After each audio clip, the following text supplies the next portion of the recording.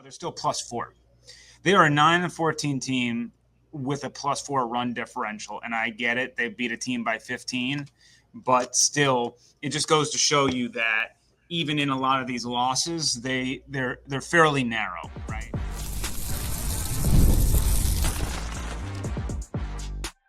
You are Locked On Rays, your daily Tampa Bay Rays podcast. Part of the Locked On Podcast Network, your team every day.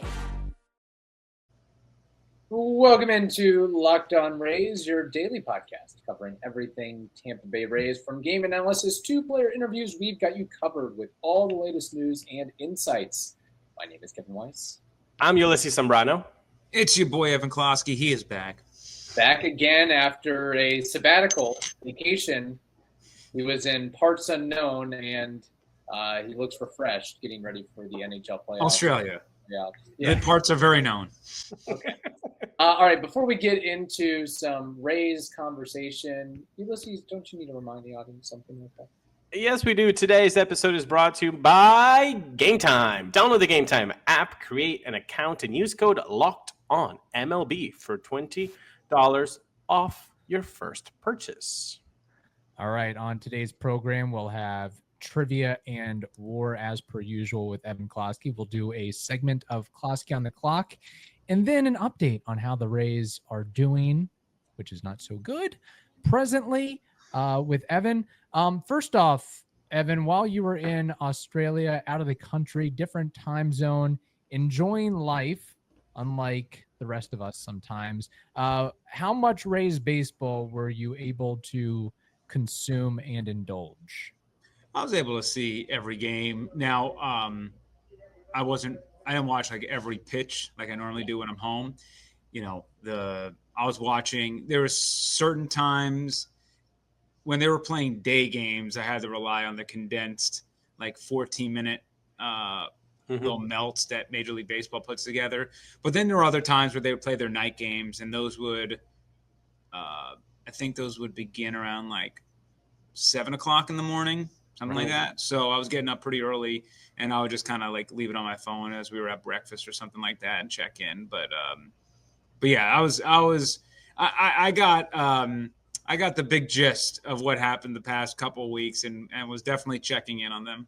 Yeah, so whether you watch the entirety of the game, clips, highlights, 10-minute YouTube videos, the summary, I think you would agree, Evan, is the team is not doing so well. They're not too hot at the moment, ideal. Standing at 9-14 and last in the AL East. What is your temperature check? What is your barometer on the Rays as a whole right now? I know it's still early, but hey, we have some things we can look at and some problems that need to be addressed. I mean, first off, the team is probably better than its record. Okay. I mean, their run differential, I haven't checked in the last handful of days. They might have they finally gone? No, they're still +4. They are a 9-14 team with a +4 run differential, and I get it. They beat a team by 15, but still, it just goes to show you that even in a lot of these losses, they're fairly narrow, right? 1-2 run losses, right? They have a pair of 1-zip shutouts. So they're a team that's better than their record. They're a team that's hitting a lot better with runners in scoring position, despite what many out there think, because they've had some really bad times of not executing in big moments in certain games that it defined the game. You know, they've had a couple of games where they didn't do jack, but on the whole, they are performing much better with runners in scoring position. Their team average is way up, but there are certainly concerns, and it's a reason why they're 9-14 at the point of this taping. The bullpen has not met expectations, hasn't even been close to meeting expectations, to be honest. A little bit similar to last year where they're kind of trying to figure it out. I don't know really who is a reliever right now in that bullpen who you think you can say, yeah, like this guy is our rock. Like Seta, Emrod, Fairbanks, Orzi, Biggie, Englert, Montgomery. A lot of these guys have great stuff, but the home run ball has been, especially for like Hunter Biggie, the home run ball has just been bad. They've been bitten by the home run ball. The starting rotation, right? Like Ryan Pepio has been BABIP'd in terrible fashion and has given up 8 home runs. Littell also has given up 8 home runs. Taj Bradley has not met expectations at all. Rass and Boz certainly look good. Mm-hmm. But so the starting rotation hasn't performed up to abilities. The bullpen hasn't performed up to abilities. And then you got your star hitters in Brandon Lau, Yandy Diaz, Danny Jansen, who haven't performed up to abilities. So you got a team that's just not coming through. And a lot of the team's success has relied upon the Arandas of the world, Aranda, Mangum, Meisner, like guys who are not supposed to be engines for this team. Like, so you're actually getting a crazy above expectation result out of a handful of these guys, and it's being negated by some subpar play. And then they obviously have an issue at shortstop without Kim. Taylor Walls, seemingly anytime that he plays, there's going to be 2 runners on base, and he's not going to get a hit. So, they're an imperfect team. I don't think they just haven't been lucky this year. It had like the Giants have been on the right side of a lot of things. If you look at San Fran, the Rays just have been the complete opposite. Just a lot of bad luck, bad execution, and an inability to hit lefties. I don't know. It's they're in quite a funk right now, so it's hard to think of the positives, but it's just disappointing. That's what I want to dig in before, because we talked about the concerns and we want to get your take on the concerns. But before we go turn a little bit negative, I do want to dig into that. They're better than their record. Okay, so let's dig in here. What is working in the outskirts that is not really showing up on the field that you think if they keep doing it, the positives will ultimately come? Like what is it that is under the hood that's good that the results haven't really shown up yet? They've been a top 10 team with runners in scoring. I think that last I checked, and I haven't, after the loss to the Diamondbacks, I haven't reset the stats on it, but they were like 3rd in average with runners in scoring position in Major League Baseball. And they're not scoring a bunch of runs. It doesn't really equate. They should be scoring more runs, and it often comes down to just a clunky part of the order. Sometimes there are some infield hits or singles that are not generating enough. When we look at this team, we're talking about a group that, while average is way up, the pop isn't there, and we knew that entering the season. So not enough kind of like extra base hits, not enough things to really drive people home. And it's a little disjointed. When they hit, the pitching stinks. When the pitching's great, they don't hit. It's just like they're just not aligned in the ways that you have to be aligned. Like I would love it if they would actually like lose a game 15-1, if it just meant that they would go and sink in some of their, like the one, like you lost 2 out of 3 games, 1-0. Like giving up 1 run in a game, those should be wins. Those are wins. You give up 1 run in 9 innings. That's a win. And you lost both of them within days of each other. Mm-hmm. So, you look at that and you're like, those 2 should be wins on the schedule. Like I should be looking at wins there. So that's 9-14. Now all of a sudden you're 11-12. Go back to the Colorado game, the first, the 3rd game of the year, 2nd game of the year, whatever. Saturday. That was a game they screwed up because of base running. Some base running things have not been great this year either. That have cost them in big spots. And it's been from different players. You had Aranda trying to leg out a triple recently. In that game, on that Saturday game against the Colorado Rockies, Caminero was sent home. That was on the coaching staff. Morel was picked off against Fried on second base. Yep, and there was that. So there are some things where it's like, what are you guys doing? And you got there's a part where it feels like they're pressing when they don't have to press. Like, you guys can hit. You actually are hitting for average. Like, trust that you guys are going to be brought in and stop trying to too much. So there's just been a lot of bad play, like one or two plays sometimes are the difference. And it just seems like the Rays are making the bad plays at the wrong time. But that's why it's really tough for me to tell you that there's anything when you look at when you look at a lot of their stats, a lot of it points to this is at least an average team. And in some respects, they should be an above average team. But yeah, I mean, the one thing that is consistent from last year to this year is the home run differential, right? This is a team that doesn't hit many home runs, even though they're improving this year. It's still not great. They're a team that doesn't hit many home runs, and they give up a ton of home runs.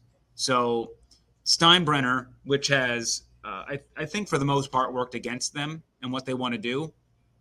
You think back to that Morel double, that is a home run, and I don't know what the wind is that kept that one in, but Aranda hit Caminero hit one to center field that was eaten up. Aranda did one in that other 1-0 game that was eaten up. So they're just not driving the ball out of this ballpark, and it seems like other opponents have the ability to maybe pick their spots, are a little bit better at pulling the ball more than spraying it to the gaps or pulling it more down the lines, which is how you got to play Steinbrenner. And that kind of hurts you. And the win has helped them, not the Rays. Yeah. So it's just, I expected the pitching to be a little worse than expected and the hitting to be a little bit better than expected. That's kind of what's happened.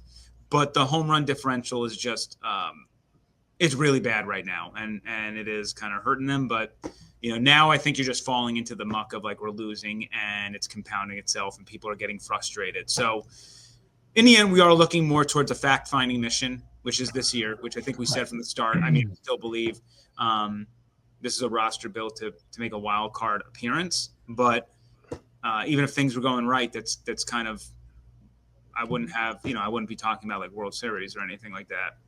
Yeah. All right. Good stuff there from Evan. We have Closky on the clock next, but first.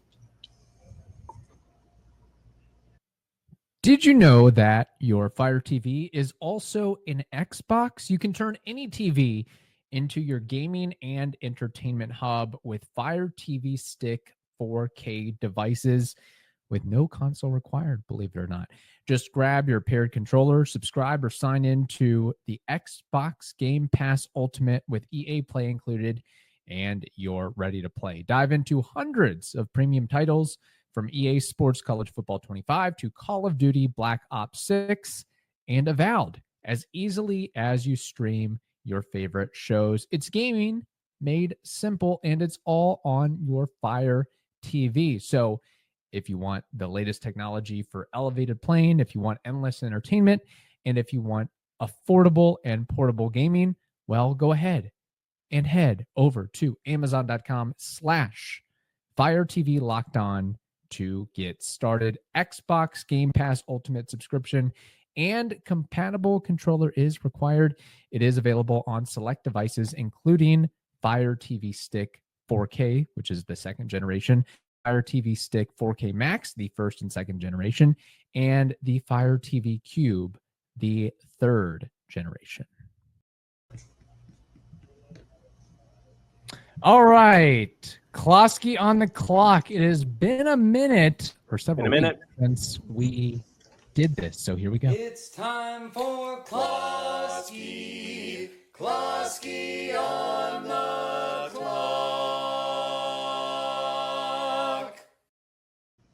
You know the drill. Jazz hands, everybody. I'm too close to the screen to do jazz hands, but too close to the potato. Lean back, baby. I've got some potato issues. I've been back and do the Rockaway presently. First question here, Ulises. You want to take it away with what you want to throw at Evan? Yes, I do. Evan, we've talked about the Aaron Savali trade many times. Well, it's time to talk about the Christopher Morel trade. How much longer can his lack of offensive production to what he is expected to provide last with this team because he was brought in to do one thing and he hasn't been doing that thing. Is his leash up to trade deadline until the end of the year? How long do you see Christopher Morel being a part of this team? I mean, at least through the year. I mean, like, who's knocking down the door to replace Christopher Morel? You kind of already have your outfield options. Meisner's a lefty. Mangum's a switch hitter. But long-term, Mangum and Simpson are pretty much the same type of player. Josh Lowe's a lefty.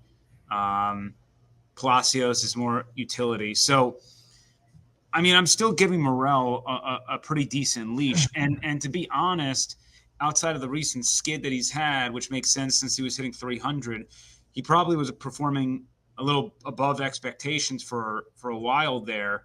But it's pretty clear, at least seemingly, that it's just not working out.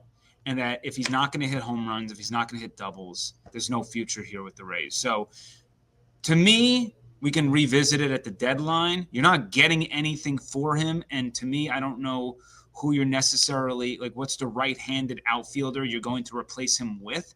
I don't really have that answer. So until that emerges, then I don't see any reason that you shouldn't still be trying to find out if you can tap into the things that you loved about him. But certainly if we get to the end of the year and the guy's got like 10 home runs, it's just send him on his way somewhere else and clear the room for somebody else to come up. And Kevin, you're on mute, sir. Oh, an old. Oh boy, like an I made old a big mistake. boomer. Right. Yes, boomer. Very boomer of me. No offense to all the boomers out there. No offense to the boomers. We love It's just, it's more of that Kevin's offending you. Correct. Yes. At least I'm not having as many potato issues today. My question is in regards to Chandler Simpson. He got the call up last week and has made a solid impression. Evan, do you see Chandler Simpson being here to stay the rest of the year, or will the team do some maneuvering and send him down back to Durham at some point? Or now that he's up, he's going to stay up, essentially? Yeah, originally at the beginning of the year, I said that when Simpson comes up, he's staying up. And I personally believe he should, but it is also worth mentioning that he was brought up not because of anything that affected the timeline of the Rays. It was out of necessity, right? Lowe, DeLuca, like they suffered Palacios. They suffered a bunch of injuries to their outfielders, and they really didn't have another option outside of Eloy Jimenez. And Eloy is not exactly what you're looking for when getting that replacement, especially with the defensive necessities they need out there. So I definitely think there's a chance that Simpson could go down again, but the longer that he stays on the roster, the harder it is for you to pull him off of this team, because I think the longer that he's on the roster, the more he's going to continue to prove that he deserves to stay. But I just want to add an asterisk that it's not really, when I said in the offseason or entering the year, like when he comes up, he's here to stay. I didn't expect the team to get like 3 outfield injuries and really force the hand of Eric Neander to have to call him up to do right by the team. That's right. One last one before we get to baseball trivia. Name that. Or for me, it has to be the guys that have just taken the fandom by storm, and that's Jake Mangum and Cam Meisner.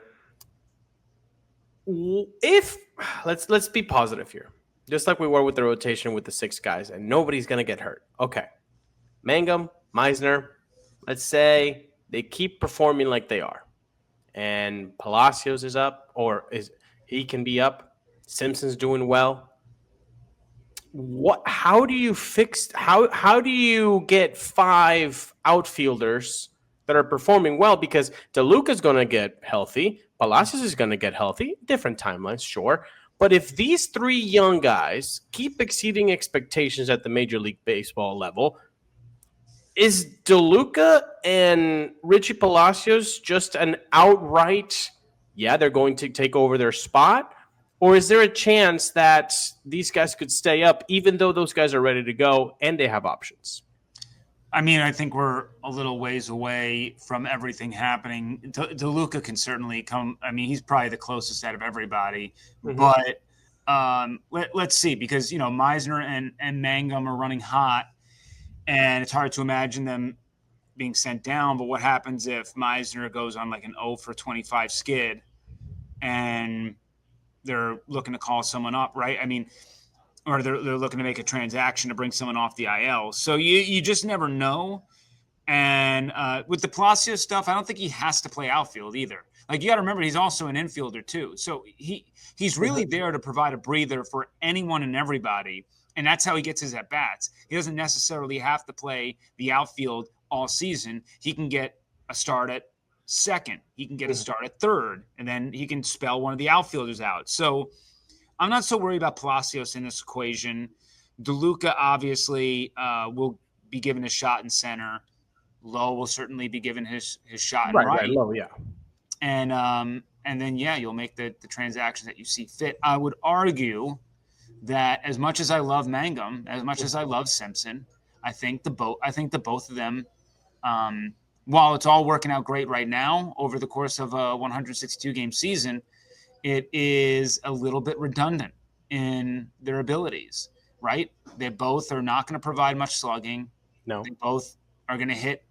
They have the ability to hit 300 and above, get on base, steal, which is great, but that does require people behind you to do their job as well, which is Mangum continually being on base for, like, when Taylor Walls and the catchers are up. That's a problem. So your success isn't necessarily predicated on what you can do. Your success is generated by the people behind you. And you just wonder if you have to clear some space, if it makes more sense to kind of send one of them down, because really one kind of replaces the other. But this is some Harry Potter stuff right there. Neither can live while the other survives. And at some point, that's what I'm saying. Like, right now in April, it's tough because I'm a man that likes to have more sample size. But at a certain point, the Rays are going to have to make a move to clear out space. But just know that if you have Simpson and Mangum long term, you're going to have to find people who can hit home runs and put power elsewhere. And Yandy's not consistent enough to have that power. So Morel hasn't. Barrington Lau hasn't. Josh Lowe. Lau's going to get his. I mean, fans always get frustrated with Brandon Lau. We've been through this movie before. When we started the season, he was hot. It was amazing. We all loved him. Then he goes cold, and we all say he sucks. The fact of the matter is, when the season's all over, as long as he's healthy, he'll have the numbers. He's going to have his numbers, and he's going to go through another hot stretch. Everyone's going to love him again, and that I know what to expect from Brandon. We know we've seen the movie. We get it. It's a little bit different with Morel, where at a certain point we got to admit that the Rays just screwed up in their evaluation of him. And it's not so much that, and I was asked today actually on X about, like, can we admit that the Rays lost that trade with the Cubs? I don't think it's as much of it's not like a loss. Like, Isaac Paredes has not done well after the Rays, right? I mean, he's been a 225, 227 hitter. His OPS is probably around 700-ish. So, he's hit, I think, a total of 7 home runs since he's left the Rays. So it's not like they're missing this boon in production. The fans remember what he did, not what he's been doing since he left. But it's a missed opportunity, considering Morel was the big piece in what you got for a guy who was an all-star, and he could be off the team by the end of the season. And all you pretty much got from it was a relief pitcher who was still trying to figure out if he's that dude or not. Well, Kevin, what do you think about that? Very good stuff. Evan is on a roll. Clearly his brain was working on vacation and continues to work. I think we all need a little break every now and again.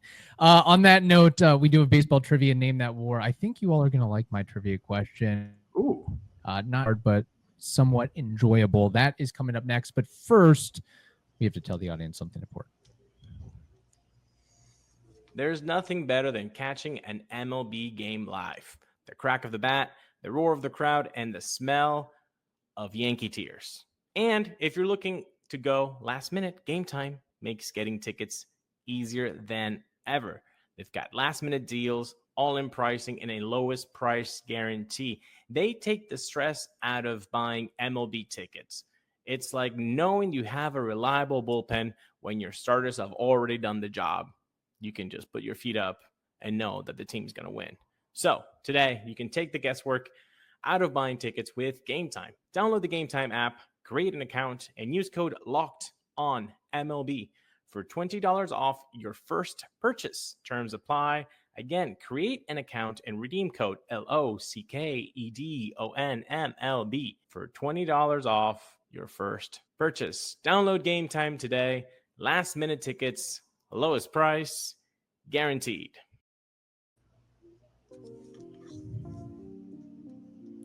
All right, baseball trivia. Name that ward time. My trivia question concerns the team that the Rays are facing next. That is the Padres, who are crushing it right now, particularly at home. So don't expect any W's from the Rays. Just my hot take and guesstimation there. But with the Padres, there are 14 players that played in a Padres uniform that are now in the BBWAA Hall of Fame. Not saying they played their entire career in a Padres uniform, but they had a stint. Tony Gwynn. Okay, yeah. Well, let me finish my prompt here. Out of these 14 individuals, I want all 14. Just kidding. I need 5 names. Tony Gwynn. Yes, number 1. This man's hot. This man came from vacation hot. Tony damn Gwynn. Okay, so 1 out of 5. Cool. Trevor Hoffman. Very good. Yes. So He they is. had to they just played with the Padres. That's it. Yep, just played with the Padres. What do you think about Steve Garvey? Dodgers. I will Okay, say, let's- so there was an individual. Well, actually, I don't want to be giving it away, but Trevor Hoffman was inducted in 2018. Tony Gwynn in 2007. A lot of guys from 2001 to 2023. Oh, so they're new. Relatively, yes. Okay, we got this. I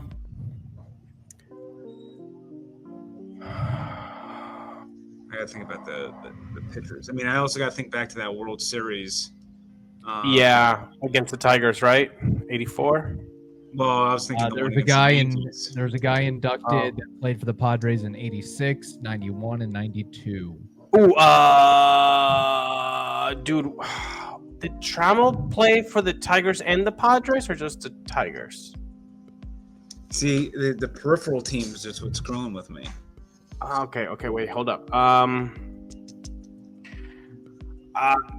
got Steve Garvey or Steve Carlton? Carlton, maybe. Steve Carlton, what do you think about that? You can let it rip because I'm thinking right now. Strike one. Damn it. Isn't he? I thought he was more Cardinals. Son of a. Because I'm thinking Wait. Ken Caminetti, Brian Giles. Like, there's just. Yeah. Hall of Very Good. I'm just thinking Hall of Very Good. Adrian Okay, Gonzalez. let me try to help you guys out. Everest One guy- Cabrera. You know, that's. Yeah. I mean, look, there's not a lot of great Padres player. If you look at their career pitching leaders, it's a pretty. Alexia. Oh, wait a second. You dog. Greg Maddux played for the Padres. Boom. That is correct, and he was inducted into the Hall of Fame in 2014. Oh See, my these God. are some big names. Big names. He's a dog.